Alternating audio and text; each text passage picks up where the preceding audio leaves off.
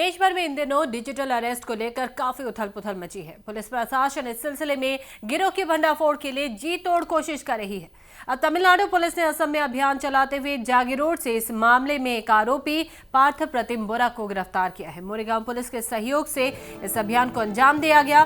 Tamil Nadu police आरोपी पार्थ प्रतिम को गिरफ्तार कर अपने साथ ले गई है और जैसे कि जानकारी सामने आ रही है, इस सिलसिले में और अन्य 2 लोगों को भी पकड़ा गया है।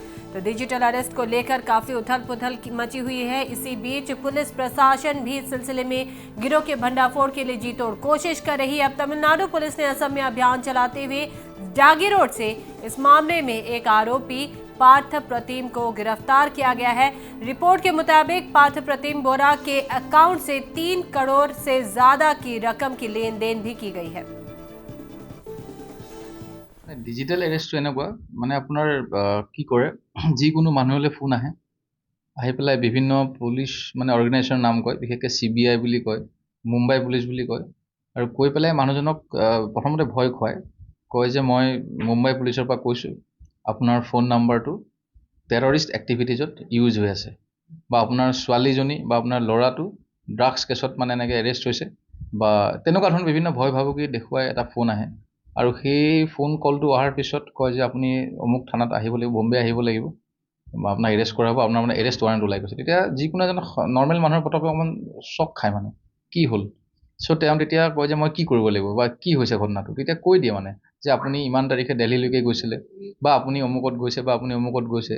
তাৰমানে তেওঁ যদি ক'ৰবাত সঁচাকৈ গৈছেও দিল্লী, বা ক'ৰবাত যদি হোটেল চোটেলতো আছে, তাত যিবিলাক তেওঁ আইডেণ্টিটি প্ৰুফ দিয়ে সেইবিলাকো চাগে এইবিলাক মানে যিবিলাক মানে চাইবাৰ ক্ৰিমিনেলছ আছে হাতত পৰে চাগে। সেইকাৰণে একজেক্টলি নাম, আধাৰ নাম্বাৰ চব কৈ দিব পাৰে। আৰু তেতিয়া সেই মানুহজনক কয় যে আপুনি ভিডিঅ' কল কৰক, যে আমি চব পুলিচ ইয়াত বহি আছোঁ, আমাৰ ছিনিয়ৰ অফিচাৰ বহি আছে, এখন পুলিচ ষ্টেচন দেখুৱাই দিয়ে, আপুনি ইয়াত কথা পাতিলে আপোনাৰ কেছটো ছল্ভ হ'ব। যেতিয়া ভিডিঅ' কল কৰা আৰম্ভ কৰি দিয়ে, স্কাইপত কৰে মেক্সিমাম, তো তেতিয়া এখন পুলিচ ষ্টেচন দেখুৱাই দিয়ে। তাত বিভিন্ন এটা কেছ নাম্বাৰ দিব যে চামুচ 68/24 নামত কেছত আপোনাৰ এগেইনষ্টত কেছ ৰেজিষ্টাৰ হৈছে। তেতিয়া মানুহে ভয় খায় নে নৰ্মেলি খাই মই কি কৰিব লাগিব, পইচা দি দিয়ে। এবাৰ পইচাটো দিয়াৰ পিছত এসপ্তাহমান পিছত কোনো ধৰণৰ কণ্টেক্ট নাই, আকৌ কল কৰা আৰম্ভ কৰি দিয়ে।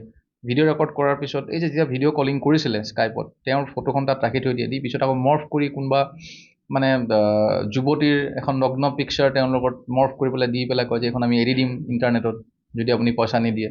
তেনেকুৱা ধৰণৰ কয়। বা কেতিয়াবা কাৰোবাৰ ল'ৰা ছোৱালী চাপ'জ দিল্লীত পঢ়িছে, সঁচাকৈ পঢ়িছে দিল্লীত বা বম্বে বা বেংগলোৰত, কৈ দিছে আপোনাৰ ছোৱালী অমুকত পঢ়ি আছে, ড্ৰাগছ কেছত ফচিছে, আপুনি এতিয়া যদি 1 লাখ টকা নিদিয়ে তেতিয়াহ'লে কিন্তু মানে এইটো জেলত যাব।